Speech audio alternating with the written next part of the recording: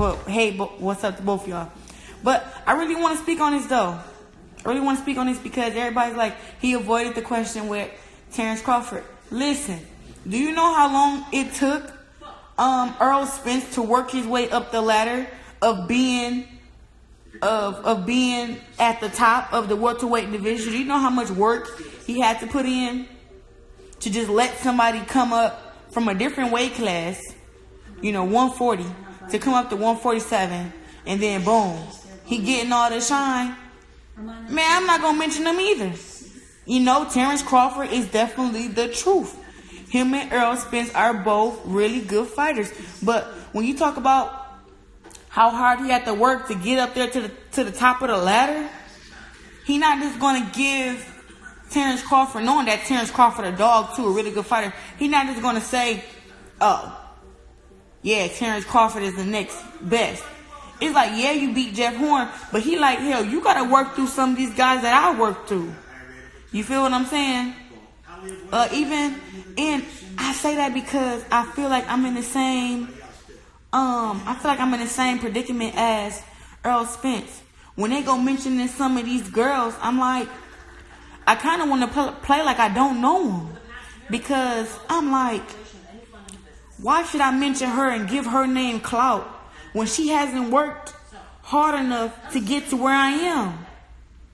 So it's like, no, I'm not going to mention her. No, I'm not going to mention her, because it's like, you got to work your way up the ladder. And Terence Crawford has been doing, and he a beast. To me, he's smart. He's strong. Like, he's a beast. He has the best boxing IQ that I've seen. And you can watch this man lose 2 or 3 of the first rounds of a fight, and then 4th round, he go out there and knock somebody out. Man, that's a thinker. It's like he been getting hit with this shot 2 or 3 rounds, and then boom, the shot you've been hitting it with 2nd and 3rd round, he come out and somehow know you're gonna throw that shot, thinking you think you got that shot lined up, and he slip and hit you with something else. That's what I'm talking about. Like, he has the best IQ I've seen. But when you talk about the business of boxing, you gotta work your way up there. I'm sorry, like, I don't even give clout to a lot of these girls, because at first I thought it was me responding was just, putting girls in their place. But listen, these girls know that they ain't on my level. So it's like, every time I mention them or respond to them, they get more clout, and it's like, I gotta work hard as ever. Did y'all just see my promo that just came on after Errol Spence fought? I had to work for that. They ain't just give me that. They don't just show you up on TV after a big fight. They don't show you that. Man, what? Man, did y'all not just see that promo? They promoted me. They is behind me. So why would I give that same success to somebody else? I'm not going to mention a girl that hasn't fought 10 rounds yet. I worked up the ladder, and I worked up the ladder fast. Like, I came right out of the amateurs from the Olympics fighting 4 2-minute rounds. Now I'm fighting 10 2-minute rounds. Like, you know how much I had to beat myself into shape to get ready for that? People don't know, but I'm only 5-0. I'm 5-0, and I hold the WBC and the IBF World Championship title belts. I'm only 5-0. I'm the fastest woman to win a world title. Fastest. Yes, faster than Layla Ali, faster than Christy Martin, faster than Ann Wolfe.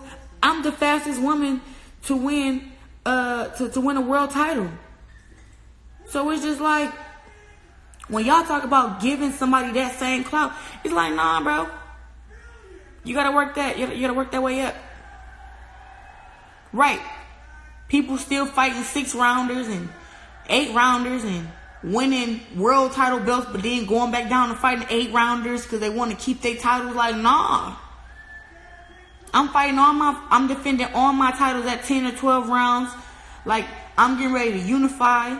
I'm dropping weight. Like, I'm doing all this hard work, making little small demands, asking like, hey, I think I deserve this. Well, I know I deserve this, but What are you thinking? It's like I have to put all these ideas inside of people's head because they don't think about it when they think about a woman fighter.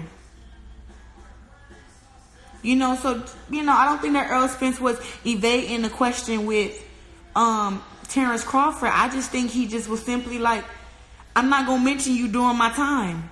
I'm not going to mention you during my time. Like, you can mention me all you want, but during my time, in front of 14,000 of my fans, I'm not going to allow you to come and take my shine.